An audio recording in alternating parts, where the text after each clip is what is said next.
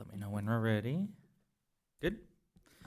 Okay, welcome everybody to the Citizen Advisory Commission regular meeting for April 14th, 2025. I'm calling this meeting to order at 4:03 p.m.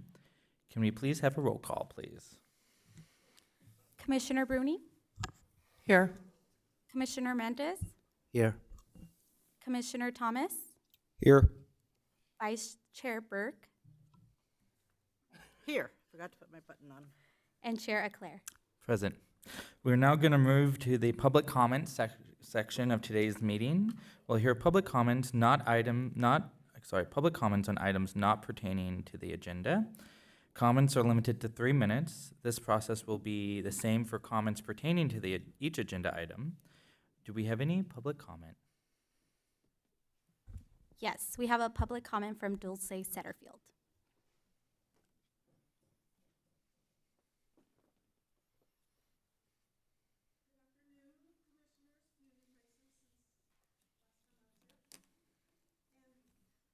I looked for your agenda, but I didn't find it. It's probably my bad, but so I can't promise that I'm not saying something that's on the agenda, but I doubt it's on your agenda. So sorry for that. I just want to touch on something that relates to a written document I submitted, and whether you've read through it yet or not, either way is okay. But there's mention in that about a matter of insurance for homeowner associations, also condo associations, I'll just call them all HOAs, being price hiked based on the risks, the vulnerabilities around having increasing numbers of short-term rentals, or STRs as we've been calling them. And the information comes from the insurance industry, and if it's a very low number or low percentage of short-term rentals, there doesn't seem to be an impact yet. But in general, and this is general information, it was posted this winter, late February, I think, like 10% or more, if you have like a HOA, and 10% or more by that threshold, there's insurance pricing impacts. We're already having pricing impacts. You probably know it in your own life, maybe with your car, your home, but in the world of HOAs, I know where I live, it wasn't like a single digit or double digit. It basically, our price didn't go up, 10, 20%. It's virtually 100% increase last fall. And we put out to 9 bidders and only got 1 response. So if there's another risk factor being added, if short-term rentals are being increased, that could hurt a lot of people. And we don't know yet if that threshold, that's very general right now, but it's not necessarily 10% fixed in stone. It could be, and it's going to depend on the region of the country, or even very specific coastal areas. So it could be a difference of 5%, or we don't know. That's up to the insurance industry. But it's because of things like increased wear and tear on common areas, maintaining broader. Well, I'm not going to go into all that, but increased instability of the character of the community and things like that can be affected by short-term rentals. So I just want you to bear that in mind. I know we have a city-wide survey. Hopefully it's not people from outside the city that are trying to comment on our survey. And this whole subject about short-term rentals is going to come around again, and I figure it's going to hit this body of interested parties as well as the rest of us. So I just wanted to share that insurance perspective. Thank you. Thank you so much. And we did receive your email with the attachment, so we'll be sure to review that. Okay. Thank you. Any other public comment? No public comments. Okay, we're now going to move on to the disclosure of any conflicts of interest or Levine Act disclosures for items on this agenda. Do any commissioners have any conflicts of interest to disclose for any item on this agenda? Yes, Becky. Commissioner Bruni. I do for the Rural Guppies application. Okay. Any other commissioners? Go ahead. I also have one for the veterans proposed brick walkway. Okay. Any other conflicts of interest? Anybody else would like to disclose? Okay, any commissioner that has indicated a conflict of interest, please restate your disclosure at the beginning of that agenda item, which we'll get to, and recuse yourself from both the discussion and the meeting at that time, and then you'll be invited back in once that item has concluded. Okay, we're now going to move to the next agenda item, which is the introduction of new appointed commissioners. Although, sorry about that, we have the reorganization of the Citizen Advisory Commission at this meeting. I'd like to welcome and introduce our two new commissioners, Louis Mendez and Randall Thomas. Commissioner Mendez, would you like to introduce yourself and say a few words? Well, thank you guys for having me. I can say now I've been a resident of Wainimi for 40 years, since 1985, so I'm honored to have been asked by Misty Perez to sit on this advisory commission and hope to bring the information that I feel our residents need and want the city to hear. That's basically it. Thank you, Commissioner. Commissioner Thomas? Yes, I am honored to be here. I grew up in this community and went to school just across the street from the city hall, so it feels really good to be involved in my community to this extent, and I'm looking forward to assisting in whatever ways I possibly can. Wonderful. Thank you so much. Welcome, commissioners. And we'll have some fun. It's always good to welcome new voices and new perspectives to the commission. We're now going to move to the next item, which is the election of chair. Now that everybody's been introduced, we're going to select the new chair, or excuse me, the chair and vice chair. Before we proceed, just hold off on changing seats until both the selections have been made. And with that, Madam Clerk, if you'd like to take nominations. Yes, thank you. The floor is now open for nominations for chair. Does anyone have a nomination? I'd like to re-elect Stephen as our chair. Is there a second? I'll second that. Does the commission have any comments? I accept the nomination, and I think we're going to do some good work. The later agenda items will be really wonderful. Any other comments on this item, or any other nominations? I will go ahead and now take roll call vote. Commissioner Bruning, Yes? Commissioner Mendez, Yes. Commissioner Thomas, Yes. Commissioner Burke, Yes. and Commissioner Eclair. Yes. Thank you, everyone. We're now going to move to, thank you. I'm back in my chair. Okay. Thank you, everyone. We're now going to open the floor for nominations for vice chair. Does anyone have a nomination for vice chair? I would like to nominate Commissioner or Vice Chair Jan Burke to stay in her position. I'll second. There's 2 seconds. Any other nominations? I assume you accept the nomination. Okay. Any other nominations? Okay, if we can go ahead and do a roll call vote. Commissioner Bruning, Yes? Commissioner Mendez, Yes. Commissioner Thomas, Yes. Commissioner Burke, Yes. and Commissioner Eclair. Yes. Eclair. Congratulations. Welcome back, Commissioner Burke, Vice Chair. Okay, we're now going to not change seats because we're remaining, so we're going to move on to the next item, which is our consent calendar. On the consent calendar, these items will be considered together at once. In this case, it's one item, which is the meeting minutes. Is there a motion to approve the consent calendar? So moved. Second. Who's moved and seconded? All those in favor? Aye. Aye. Aye. All opposed? Hearing none, motion passes unanimously. Okay, thank you.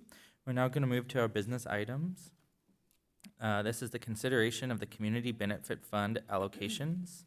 At this time, any commissioners that need to recuse themselves from this item, please say so at this time, and then staff will let you know where they should relocate to. I would like to recuse myself because I have an item to be considered for the Veterans Brick Walkway. Okay, thank you. I need to recluse myself for the Real Guppy Outdoors. Okay, thank you. Staff? Thank you. And Commissioners, the meeting room just through that door is available. And as the chair indicated, once this particular item is done, we'll get you and invite you back in the room. Thank you. Thank you. So we'll pause for a moment as the commissioners make those adjustments and relocate to the other room in just a moment. We only have to do it during our items, right? During discussion of this agenda item, not just your application, but for the entirety of the agenda item, as each application theoretically competes against all the applications that are being considered. Okay. Okay, thank you for that. I do recognize this is a new thing for us. It's, I think, the first time that we've had to use this particular item. So as we make that adjustment, thank you so much. We'll invite you back in. Don't go too far. And we are live streaming on YouTube, so you can always check us out on there too.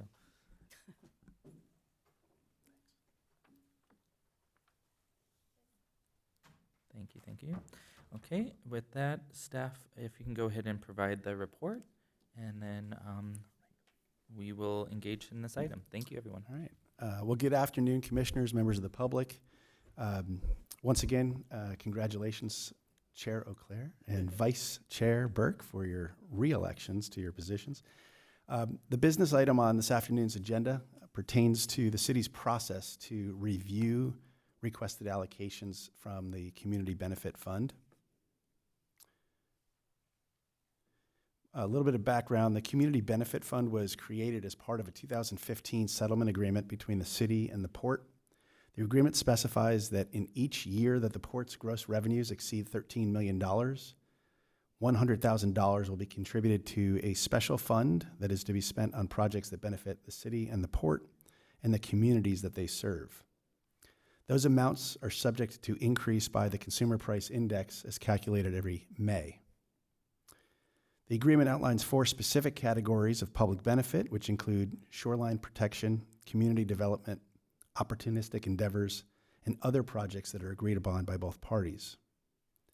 The agreement also establishes a committee, 3 representatives from each agency, to review project ideas for potential funding, and suggestions from that committee are subject then to approval by both the City Council and the Board of Harbor Commissioners. Historically, allocations have been made for the city, for city and port initiated projects, as well as projects or services provided by third parties. Last year, during its review of the CBF, CAC recommended changing the process by which the city makes suggested allocations from the Community Benefit Fund. The recommendation, which sought to develop a grant-like process whereby a designated body would review applications for funding that would then be forwarded to City Council for consideration, was subsequently approved by the City Council. That process begins with a call for projects in February and is followed by reviews by the Citizen Advisory Commission and the City Council, which is then used to inform and advise members of that joint committee. I should reiterate that the process pertains only to the city's review, and ultimately separate approvals are considered by both the City Council and the Board of Harbor Commissioners.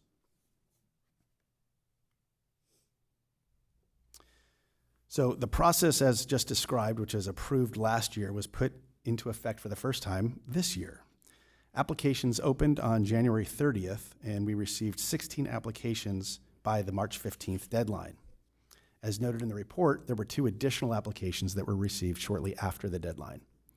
And I want to be clear, the CAC has discretion as to whether or not it wishes to consider the applications that were delayed. They aren't necessarily dismissed just because they missed the deadline.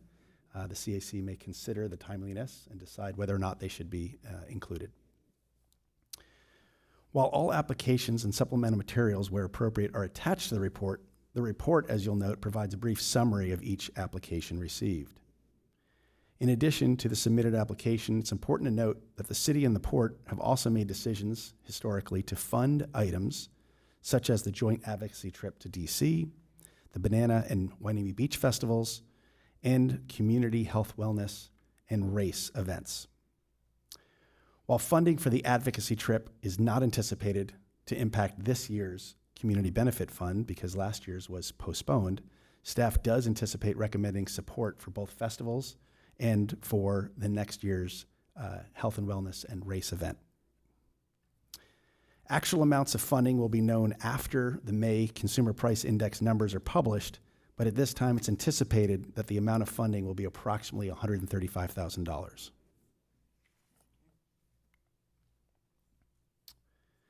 So the recommendation is for the commission to consider the applications and the city port initiated funding needs and create a prioritized list of potential allocations for the city council's consideration.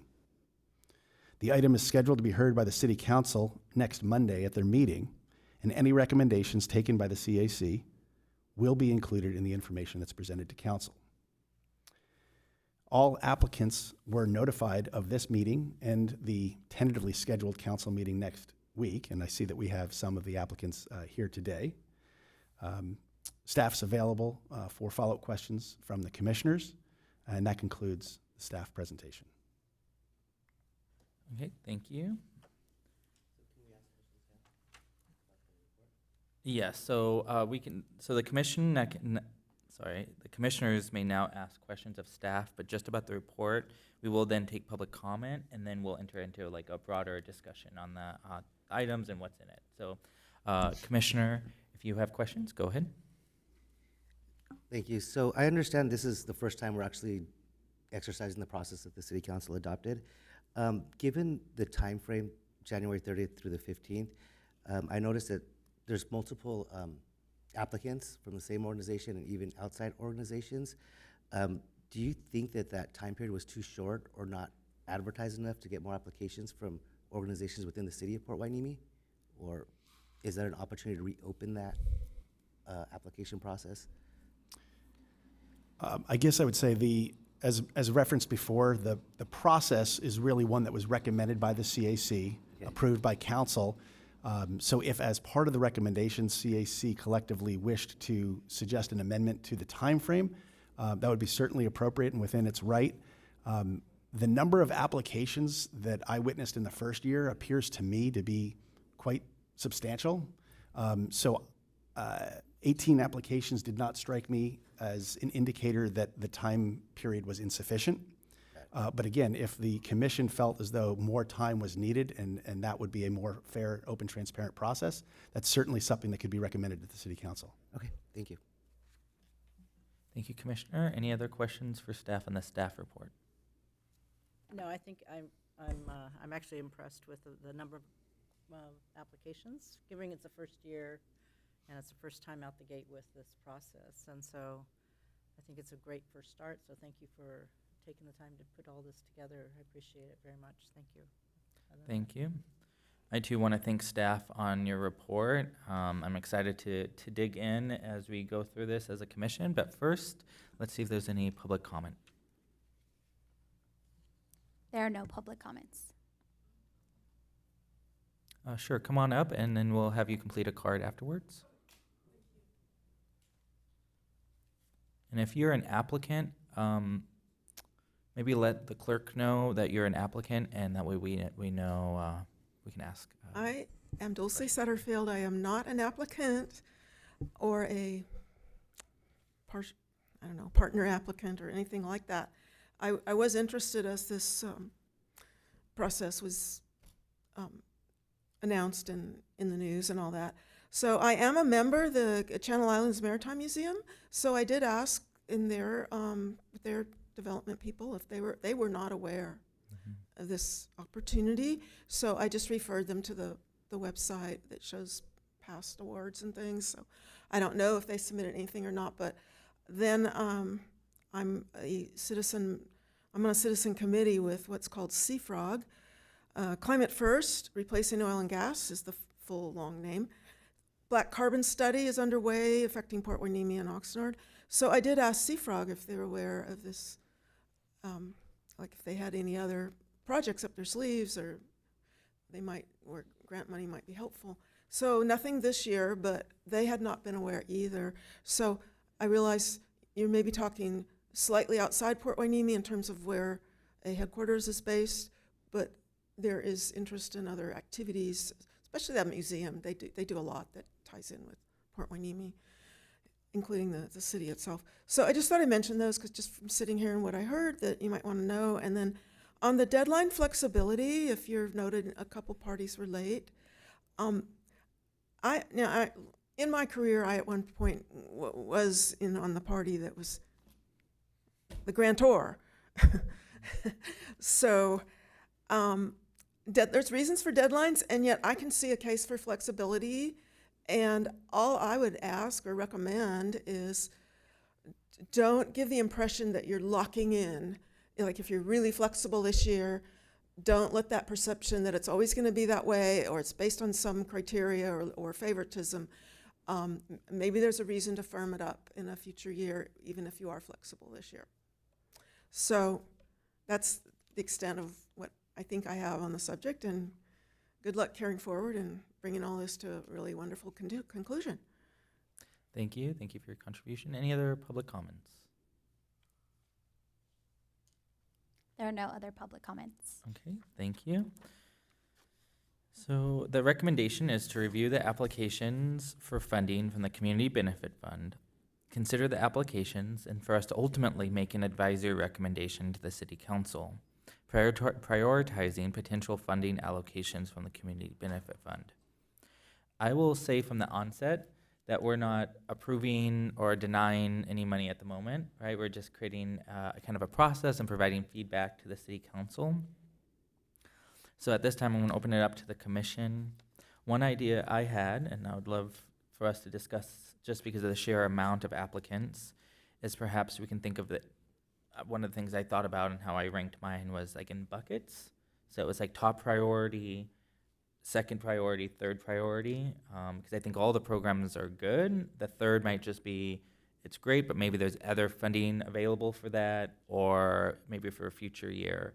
So that's one way I was kind of thinking about it, other than just ranking everything like 1 through 18. Because I think some of these projects we might say, like, who's to say a mural of this and that aren't the same like ranking, right? So that's one process, but I'm open to hear how you all would like to move forward. And then kind of what I'm imagining is we can go down the list of items, and then we can just decide what bucket we kind of want to put it in. So Commissioner? yeah, that's fine. I think one of the criteria that's probably important, and it's one of the things that came up during our Citizens Advisory discussion with the City Council and with the Port, is the focus needs to be on Hueneme. Mm-hmm. And in the past, there's been far too many projects that have been outside the city limits that don't benefit the citizens of Hueneme necessarily. And so I think that, given this is our first year, I think it would be really mindful of us to be thoughtful about making sure that we really take a high priority for any project that is being undertaken for the city of, within the city of Port Hueneme, instead of our external sister cities around us. So that's one criteria I think that I would strongly recommend. Okay. And then I think taking into consideration sort of the history, there's a number of projects that are on here also that have been repeatedly funded for year after year after year after year, probably for, well, since the inception of the Community Benefit Fund. And maybe they get a pause this year, maybe, I don't know. And especially if there's budget constraints. If we have $130,000 worth of, give or take, if it gets to the point where we say, well, maybe this project should put on hold for 1 year and they can come back next year, or something along those lines. But prioritizing new innovative projects that we haven't funded, also I would strongly recommend, and of course that they benefit our city. So those two possible considerations. Okay, thank you, Commissioner. Made notes of those, and we'll talk about it as we go, each item. Go ahead, Commissioner. What are some of your thoughts? I did read the settlement agreement that they had back in 2015, and just looking at previous city council and even the port, where I've come to a couple of their combined meetings for this fund. And it also has to be a mutual benefit, because I know we're just recommending to the city council what we think, but if the people on the port don't like it or don't see a mutual benefit, we're wasting our time. So we gotta have that in consideration, so we're not coming back 4 or 5 times to appease one side or the other. So I think that is pretty important to make sure, to look at it from their lens, how does this benefit them, and how does it benefit the city? So that way it can get approved. Thank you for So that. I'd like to also. Go ahead. Sorry, I have one more question. I forgot to ask, what's happened with the Bard statue? Does anybody know? Oh, yeah, we never did get an update on that. You can just That say, started- it'll come back at a future meeting. I mean, that started this whole conversation because it was very lopsided and one-sided, that it was all about the port. And it was very, and there was a lot of petitions and people in the public that were like ashamed that we're spending $120,000 on a statue. I'll start with a disclaimer. It's not specific to the agenda item before us, but I'll just very briefly say, while I don't have all of the details, there has been a collective agreement that it will not be located on city property, on public property. It is been decided that it'll be located on port property. Okay. So it has not been placed yet. To my knowledge, it has not been placed, and it's possible that the final location has not even been decided, but the idea of it being placed on public property is no longer part of the discussion. So how does that benefit our city? Is the funding side of it is a concern to me, because we spent a lot of money that was city funding. And I guess that's something that the council would probably need to strapple with, but it's kind of a shame, actually. Okay, thank you for that. Yes, Commissioner? In reading some of the guidelines, I just want to make sure that we don't have to allocate all the funds right now, right? They can carry over if we need to, or if we want to. Yeah, that's exactly right. So for example, even some of the funds that are being dispersed this year, for example, the scholarships were funded in previous cycles.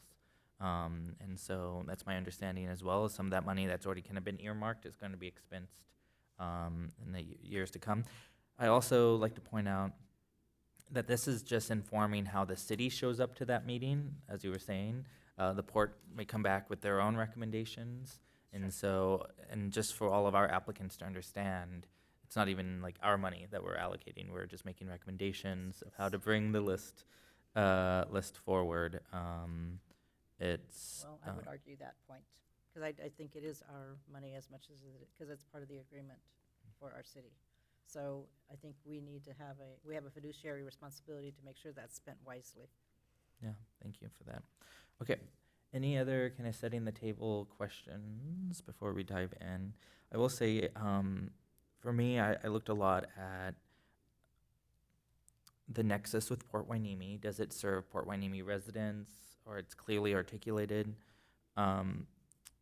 If it's kind of the best bang for our buck to help our residents and our students especially.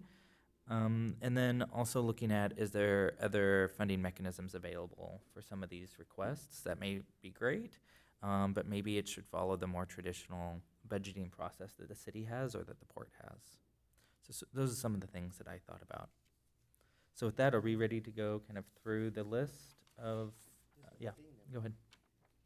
Another thing I want to keep in mind is also, I think with the dollars, because it came from a settlement, that we should allocate or recommend allocating the funds that will benefit the most people in the community versus one person or one thing. So if the reach of the money can go further, I think that is important. So more people can benefit from it. And I'm ready to go. Thank you, Commissioner. Okay, so now are we ready to kind of work our way through the list? Yep. Okay, so application number 1, this is the Equine Empowerment Foundation. What are our thoughts on this? We can also simply say if it's a category 1, 2, or 3. So 1 is top priority. Yeah, 1's top priority, 2 is, it's good, but it's not our top priority, and 3, it might be a great idea, but it shouldn't be our funding priority. So this is the first time that it's been requested. I think that the fact that they're rescuing race horses, and these are horses that are they're looking for a wheelchair ramp to mount disabled people on horses for therapeutic horses for mental health and physical health issues. That's kind of an important topic these days. I'm not sure where they're located. I know we don't have any horses per se here in Wainimi, so I'm not sure where it's located, but it's an interesting project. And given that it's unique and different, and we've never funded this, and they're asking for the funding of the ramp, I'm kind of in favor of it, because I think it's a unique request for healthcare of individuals that need it, Okay, thank you, horses Commissioner. and the people.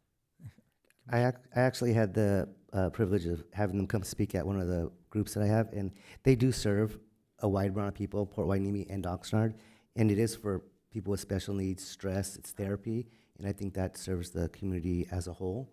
And so I think I agree, it should be one of their number one or topper priority. I give it a 1. Okay, you would give it a 1. What would you rank it as? I'd say a 1 for this year, just because it's different and it's not something we've done before. Okay. Yes, go ahead. Chair, I'll Staff. just note it appears as though we do have someone representing that application. If Oh. commission was so inclined, you could ask Absolutely. that person to expand Sure. on their. Yeah, absolutely. And thank you for that. And feel free to hop in anytime we have an applicant in the room. Go ahead. You'll have some couple minutes to share. Go Not a ahead. problem. I'm Kate Rodriguez. I am the director with Equine Empowerment Foundation. We are a relatively new nonprofit that just started in 2023. We started building our programs out last year. Currently, our therapeutic riding program is focused on children and adults with disabilities, including mental, physical, emotional disabilities. I have several riders that I've not been able to provide services to at this time because we don't have the mounting ramp available. And these are people in wheelchairs or other riders that have other mobility impairments that are not able to use a standard mounting ramp to be able to mount the horse safely. I do want to say that I am a Port Hueneme resident, and our ranch is located at just off of Pleasant Valley and Rice, so we're just kind of a hop, skip, and jump from Hueneme. A lot of our riders are in Hueneme, so we do have a large percentage of our riders that are in Hueneme. And we are looking to expand our program this year to include therapeutic riding for disabled veterans, which we have, our base here in Hueneme as well. So I suspect that we will get a good amount of interest from that once we have that going. So this ramp would be absolutely beneficial for us to reach all of the people in need in the area. Thank you for your Thank you. time. Very interesting. Okay, so there's been 2 commissioners that agree that it should be in the first bucket, or so first funding priority. I'm inclined to have it a little bit lower on the list, given that we have a couple other programs. But I'll go ahead and, for now, put it in the first category, and then we'll return. And we'll do that with any of these, kind of put it in the first one and then come back to it. Okay, the second one is Amino Theater Productions Program in partnership with Englacletch. Anyone here for that item? Okay, commissioners, I'm inclined to put that in the first category. It seems like it helps Port Hueneme residents, so kind of established programs, and hopefully the production will in fact be in Port Hueneme. What are your thoughts on those items? I'd say a 2. I agree. It's an Oxnard-based organization, and like I said, I think not that they're not a good organization, I just want to try to focus as much as possible on unique Mhm. and different projects that we haven't done before, and obviously for the benefit of our citizens. Specific, this seems very much Oxnard focused. Do you mind saying more about that? It seems to have the presence of a more Oxnard-centric focus for it. So I very much feel that it should be in the first funding priority. It's a well-established organization. The plan is for the production to be in the city of Port Hueneme and to support residents of the city of Port Hueneme. The previous applicant that we looked at also was not located. The actual physical location is not in the city of Port Hueneme. And so I would like to keep it in the second category or the first category, happy to put it in the second category and revisit it later in this meeting. Okay.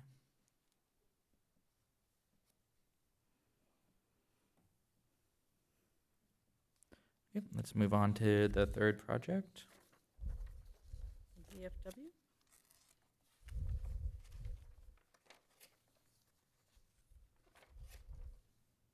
This is for what, a roof? The VFW is here. Yes. Can you, Yes. this is for a new roof? Is that right? You can come on up and share a few remarks before we consider your item. Thank you. So, you know, I'm the commander of the VFW, and we don't need a new roof. We need our roof repaired. We have a couple leaks there. We just actually had someone come in and look at it. It's going to cost us about $20,000 for just an upgrade. You know, missing tiles, broken tiles, stuff like that. We do have a great relationship with the port. The port on one side is the train tracks; they own that.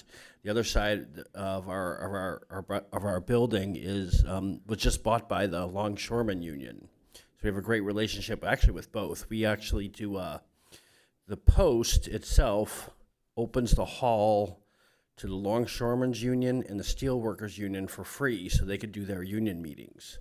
So we have a great relationship with the port, on top of the fact that we're also neighbors on both sides of us.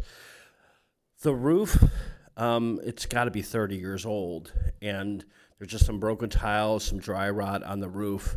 I just got just a verbal estimate, nothing written, for it's going to cost about $15,000 to $20,000 just to upgrade it. We have a couple leaks, one over a pool table, which doesn't help, and then one over a stairwell that we have going upstairs. So, I put in the application. And you all know where I assume everybody knows who the VFW is. I mean, we do open up to the public a lot. We do hamburgers on Wednesday, for karaoke on Fridays. We got the Ride for Red coming up, which is the Red Cross fundraiser. They use us as a stopping point and like for snacks and stuff. We got the Blood Mobile coming. That's a community thing. And, you know, we donate a lot to local communities, or local other nonprofits, Camarillo Animal Shelter, a lot of veterans organizations, the REACH program, and I'll be up here later for the REACH stuff too, by the way. And then, so as you can see, the VFW it's becoming more and more, the community is becoming more and more, the community is, how can I say this, is becoming more aware of what we are. It's called Veterans of Foreign Wars, and these are combat veterans. So to become a member, you have to be a combat veteran. And there's a lot of them in this community, mostly Vietnam. I'm gonna get most of our posts are Vietnam veterans. We actually just got a World War II guy, and we had 3 from Korea. So a lot of, they're getting older, and we just need to kind of do some cosmetic stuff, which is what the roof's for. That's it. Thank you. All right, bye. Commissioners?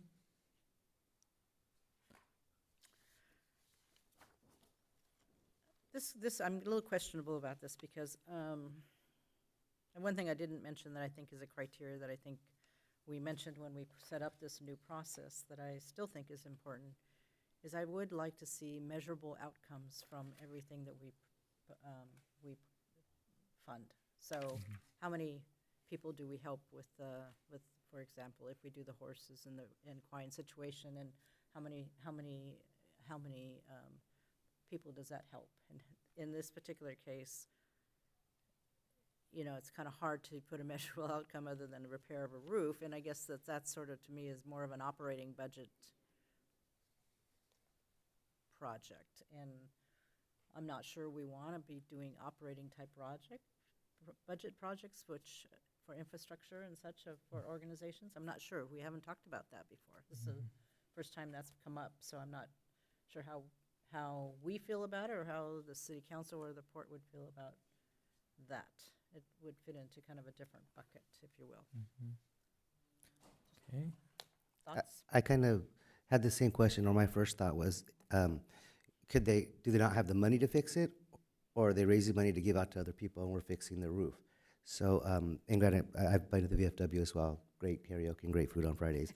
But I agree with you on the capital improvement part. Is that something that they should pay for their building? Or do they not have it because they're giving the money out to other organizations? So, I mean, but it's still in Port Hueneme, and I do know that they give to organizations. So I'm in between 2 and 3 right now as far as priority on that. So I would similarly place it in that range. I had the similar questions. Literally, I said capital improvement ? I don't believe we've approved that in the past, but I don't think there's been an application for it in the past. So, And if I understand, maybe I'm wrong, in reading the agreement too, the city can't even use the funds for capital improvements or anything like that, right? It has to be to the, No.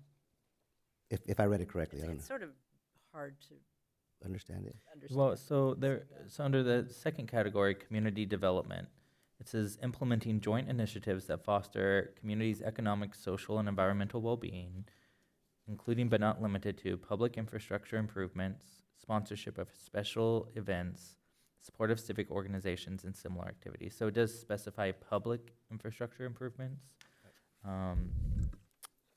Yeah, typically, I think in the past that was related more to like the shoreline question. Yeah. But, okay, are we comfortable placing it kind of lower in the second category, or you would, Okay with that. okay, we'll come back to it, so, Maybe we may have the money yeah, to do more of this anyway. okay. Staff, did you have something you wanted to add? No, I think you adequately answered the question that was asked by Yeah. Commissioner He Mendez. does actually have a name beyond staff. That's fine. Right. Nameless, faceless staff. Before you approach number 4, I'll note one correction. I think actually I received 2 submissions for this item, and I note that the funding request is actually $6,000, not $10,000 as I stated in the report. I think there was an inconsistency in the 2 applications. It is kind of a repeated application with a minor change, and I think I wrote down the $10,000 from one of the applications, but in fact, I see. the actual request is $6,000 for the next one. So just wanted to correct that for the record. Thank you. Okay, are we ready to move to project 4? Yes. Okay, so project 4, REACH. Is there a speaker from REACH? I'm here again. Yeah, welcome on back. You're going to be up a lot today. Yeah, I know. So there's 2 applications in there. There's one from Rich Rollins for 10,000, and then I put in one for 6,000. My train of thought was it was one item that I was asking for $6,000, whereas Rich asked for like 4 items, 4 little projects that Rich wanted to do for the 10,000. There's a couple in here that we're thinking about doing. We're doing the electrical outlets. Or the electrical boxes. If you know, within the city, there's 8 traffic lights, and there's electrical boxes at each traffic light. We want to put a mural there specific to the area. For instance, the traffic light that's at Bard and Ventura would be at the Bard family one. That would be the mural. The CB base would be a CB. It would be themed. Would be a CB themed. The Pleasant Valley gate to the naval base would be a VFW one, VFW / military one, and then some ones that are around the school. So we're just concentrating on right now on those 8.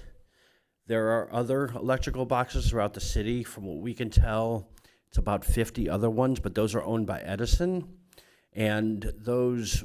There's a different process in getting the murals put on those. And then there's some that are privately owned. They're on private property. So anyway, the project is to do murals at each one of those electrical boxes. Rich also went to Pennsylvania. Rich and Beverly go to Pennsylvania and all these other states all the time. And Rich was going through one of these little towns, and they had these little banners on the traffic, on the lights. I don't know. I don't want to call them traffic lights because they're not really traffic lights, but the lights. Street lights, yeah. Yeah, the street lights. And on those banners, it had a veteran.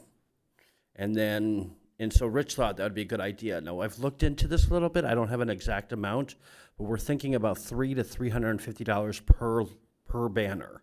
And again, just like the electrical boxes, we don't want to do them all at one time. Want to do a few, see what the community thinks about it, tweak it if we have to, and then kind of move forward from there. So the idea in this case is along Park Avenue, just because Bubbling Springs just opened up and the library will open up, is to do 3 or 4 of these. Maybe Orvine Carpenter, maybe Larry Downing. There's a couple other veterans and some of these guys have really incredible backstories when they were in the military. I mean, yeah, You've jumped to the other topic. Yeah. yeah. Right. No, Oh, did I jump to the riches one now? Yeah, it Ye- sounds like you are, Yeah. right? Oh, I may be. no, it's I'm okay. sorry. Yeah, you can go ahead if you want to conclude your remarks. Oh, shortly, okay. yeah. So mine was for $6,000 and it was just for the electrical boxes. Rich did another one that included the electrical boxes plus some more. So we're kind of doubling up on it. It's kind of what I'm getting into. Okay. So mine's just the one I put in has to do with the electrical boxes. So let's focus on that one. Yeah. Thank Okay. you. Well, I'll go. No, Call me when you need me yeah, again. thank you. One at a Commission- time. Yeah, commissioners, I'm inclined to put this in the first category. I think it's really important for the public to see public investment, especially art, and especially community based art is, I think, super important and something that this fund was kind of I have a question. envisioned to do. Yes, I have a Commissioner. question. Artists, the artists that you are looking to hire to do this work, I would like to see them be Port Hueneme artists and recruiting. They local- are. Ironically, we've reached out to 3 of them, and I believe 2 of them actually live in Port Hueneme. Great. And we're going to a couple things we have to figure out is pricing. You know, how much does it cost to do these? The other thing we have to figure out is like if we're doing a Chumash mural, we want to get the Chumash, we want to get their input on it. So we just don't want to just kind of wing it. So we want the artists to meet up with that organization and say, okay, what works for you? What do you guys like? What do you how do you envision it? When those murals are done, there'll actually be a template, and it will be brought up to the city council, and they'll say yes or no to those. They're not going to add stuff, subtract stuff. They're just going to say yes or no. Thank you for that. Okay, I'll be back. Commissioner? I have a question for our deputy city manager, right? As far as the amounts, historically, has the city council cut some of the amounts but still awarded the grants to them? Or do we not get involved in that part? Say again? Like lower the amount, like they're asking for 10, but let's just say the Oh, city I says, see. oh, we'll give them 5, but not 10. Has that happened before? So 2 answers to your question. Because this is the first year we're going through this particular process, there really hasn't been a known amount requested and then potentially reduced. Right. Having said that, if the commission felt it was appropriate to make a recommendation for a greater number of applicants, but at a lesser amount than was requested, that would certainly be a recommendation that you can make. Okay, thank you. Go ahead, Commissioner. Sounds like you're got something cooking over there. Well, no, I mean, I want to spend as much money as we can to benefit the most people. I like the artwork. I've seen it in Oxnard. I just don't know if $10,000, Six. is a lot for. It's 6,000. Yeah, this was the correction he had. That was Okay, correcting it down to 6. okay, then Is that, I'm back on track. I would is put that that. closer to an amount that Yes. you're comfortable with? I agree. So I And would say 1 on that. 1? One. Yeah. Okay, so we'll go ahead and put project 4 into As group. long as they're Hueneme artists. There you go. Yes. Project 4 into group 1. Okay. Okay, we're now moving on to project 5. This is the Boys and Girls Club of Greater Oxnard and Port Hueneme. Is there any speaker from this applicant? Come on up and you can share a few remarks.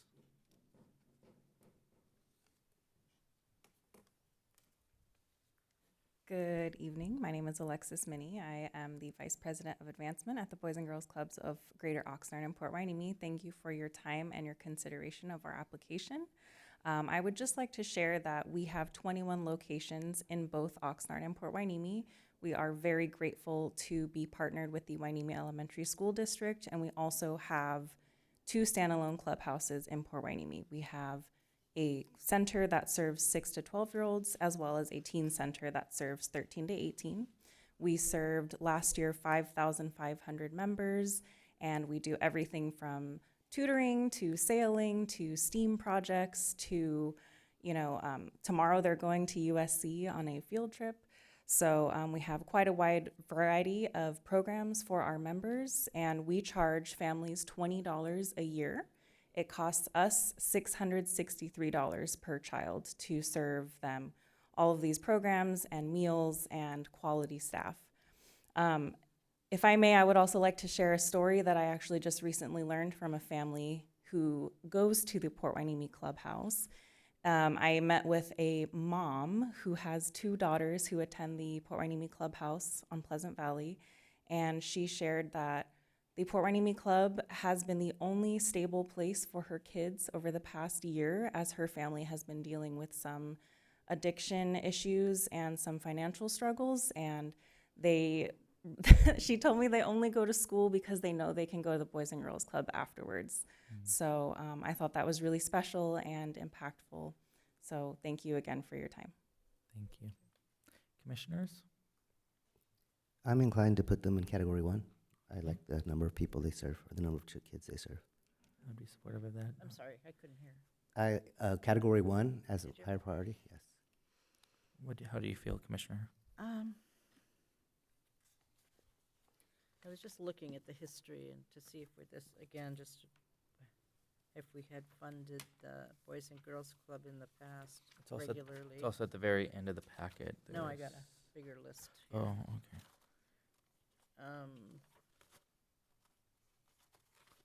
Have we, So in the report, I do summarize that in the last 3 funding cycles, we did make an allocation of $10,000 Yeah. to the club. Mhm.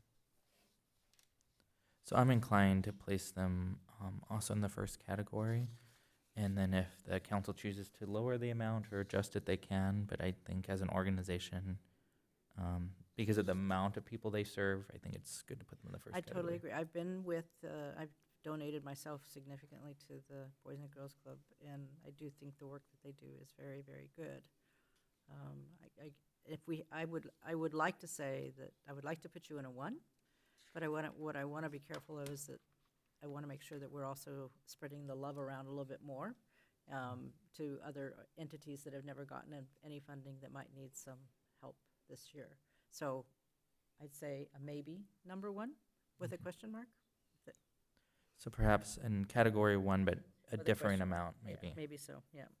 Okay, so Thank you. project 5 is, this is the Boys and Girls Club, is in category 1, or group 1, I should say. Okay, we're moving on to the Oxnard Performing Arts Center Corporation. This is the Carpenter mural project. Are there any, I don't see anybody who's a part of that applicant from the OPAC. How are the commissioners on this item? This is for a mural for Orvine Carpenter.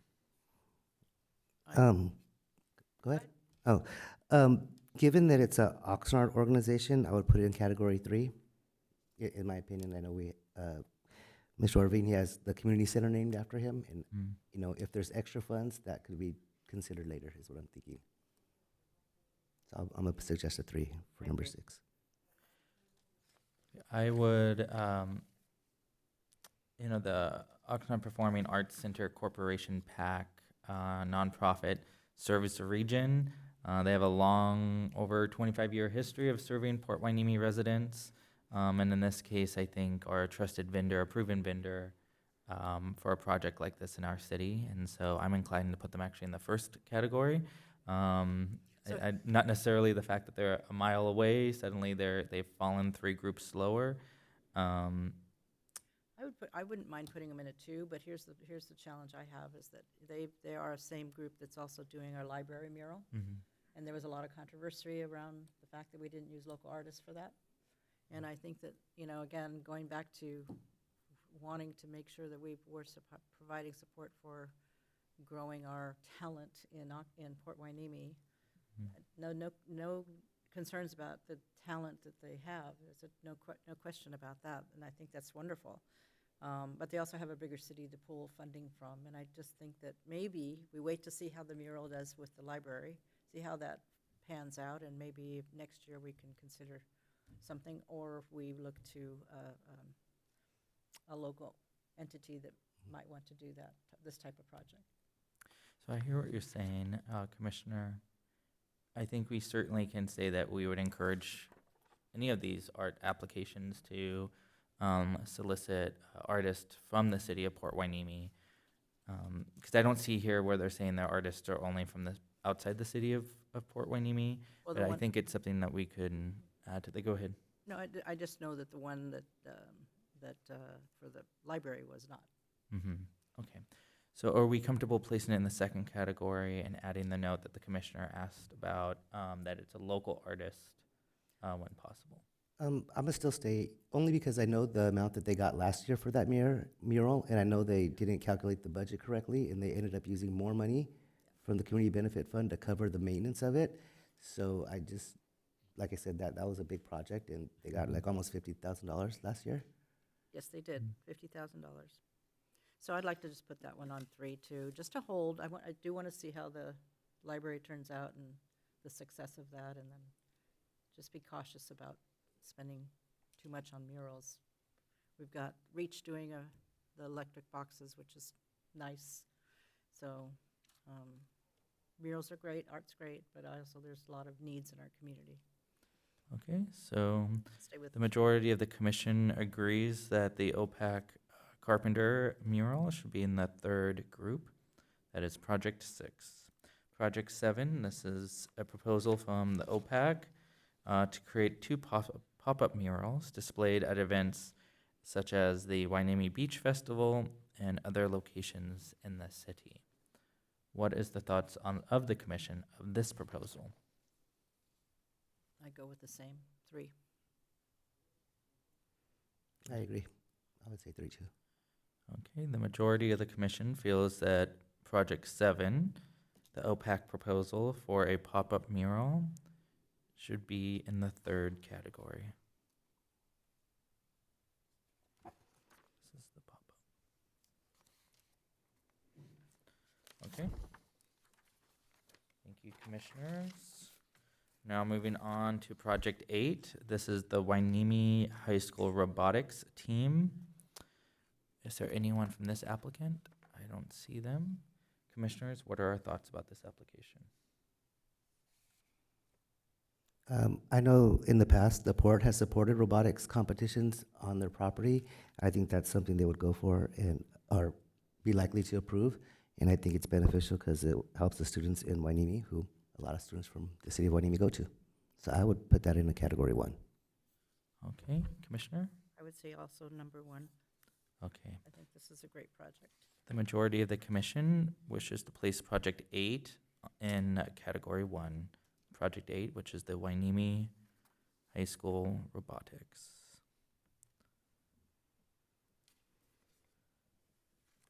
Okay, commission, we're now moving to applicant 9, which is the Real Guppies Outdoors application. We have funded this project, this group in the past. I'm inclined to place it in the first category. They've done really great work. They just happen to be located like several hundred feet into Oxnard, but they do a lot of their programming within the city of Port Hueneme. That is where I'm inclined to place them, but what are the thoughts of the commission? I agree that I would put in category 1. They serve a great youth community at the beach. Yes, I agree. So they are wanting to use these funds for Island Packer tickets to take children to the islands. Do we know how many children they're taking for this $5,000? I think it was in the application. I don't see it in the.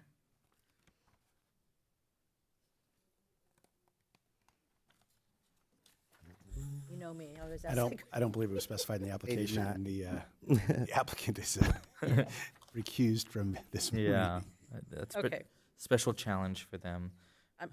It would just be nice, and again, it comes back to, at the end of the year, I'd love to see some of these organizations come back to us and give us a report on how they did, and whose lives they impacted, and report back the success that they've had, because this is great. I'd love to see some of the kids and what they experienced from this event, because it's great. Well, expanding on that, Commissioner, is there agreement that we want to go ahead and add that? I think that As a commissioner, I would love to see that added to a condition of all of these contributions, is that they report back the outcomes Yeah. of the investment. Yeah. They may do already, but maybe a more unified way of Yeah, doing that. that was always I part think it's of great. I my agree. wish. Yeah, we do have standard agreements that we enter into with the third parties that receive CBF funding, and it does require a reporting out, but I think your comments are well taken, and we'll look at the specific terms of the reporting out requirements and include metrics if not already stated in those agreements. It would be good. Yeah, if nothing else, it helps. We all love a sexy infographic, and that those type of numbers are going to be super helpful to talk about what's the actual outcome Right. from our investment in the community, right? Okay, so we're now moving on to applicant 10. This is the Port Hueneme Police Department for the implementation of a drone as first responder program. And the applicant is here, so we'll give some time to them to present, and then we'll come back to the commission. Hello, everyone. My name is Henry Montalongo. I'm a senior police detective here with the police department. One of my other collateral assignments is also the traffic investigator and also police explorer advisor. But my position here today is for the drone as a first responder. So this is fairly new technology, something that's new that's come out with this. This is through the FAA and other companies that they're actually able to use the drones in more of an autonomous route where the operators can be here within the police station or essentially dispatch the drone remotely from anywhere, as long as they have an internet connection. So if there was a call out for any, prime example will be the floodings that happened a couple years ago here at Hueneme Bay and along the Channel Islands corridor. Personnel from the police department or even from home would be able to dispatch the drone from our police department to those areas that are affected by either natural disasters or if there's like a type of active shooters, any type of situation like that, we could fly the drone into those areas and get an aerial view of what's going on and remotely dispatch that video stream to the responding first responders, whether it be police, fire, paramedics, or even fire. They're able to see exactly what the drone is looking at and give an up-to-date live view of what the situation is. We currently have one drone that we obtained through a traffic grant through the Office of Traffic Safety, in which we use that for traffic collisions and try to help speed that process and fatalities to open up roadways a lot quicker.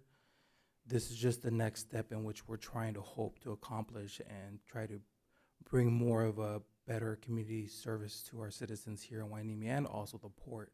There's been times where there's been breaches into the port in which we can dispatch the drone remotely and start checking the perimeter and finding the individual who breached the port or any type of situation. So any questions you guys may have on that topic? So Commissioner, go ahead. Thank you for your service as police officers. For the amount of $38,000, is there any additional cost? Is this supposed to fund just a small portion? And has the city council approved these expenses outside So- of this grant? I'll leave that to Frankie's, the financial portion of that.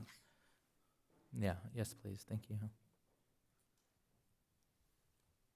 So the DFR program is actually with partner with Axon. Through Axon, which we have our tasers and our body worn cameras, we're seeking funding or a portion of the funding through the community benefit fund. If awarded, we want to offset. It's a 5-year contract, so we want to be able to secure funding for the program to minimize the cost to the city. And if that were to be approved, we would then still need to go back to council to get the overall program approved for it. Now, if we didn't do a DFR, another option is there are additional drones that could be purchased outside of like a 5-year contract where we could use for building searches. There's smaller drones that could be purchased where, let's say we had a call where shots were fired in a residence. We respond to the scene. Prior to us going into that residence, there's drones made for law enforcement where we could deploy them from outside of the residence, clear tactfully the room and get a vantage point to make sure there's no other threats for our officers before we go into the residence. So that's what we're trying to see. We're trying to get funding for either type of program we could get, and we still would need to come back for council as well for additional approvals with them. Thank you. Thank you. Commissioners?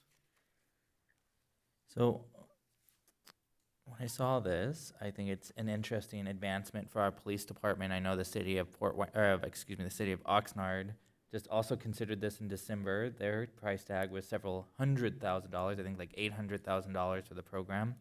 Might be a little bit different drone type because it's having to run miles and miles, right? Fly rather. I'm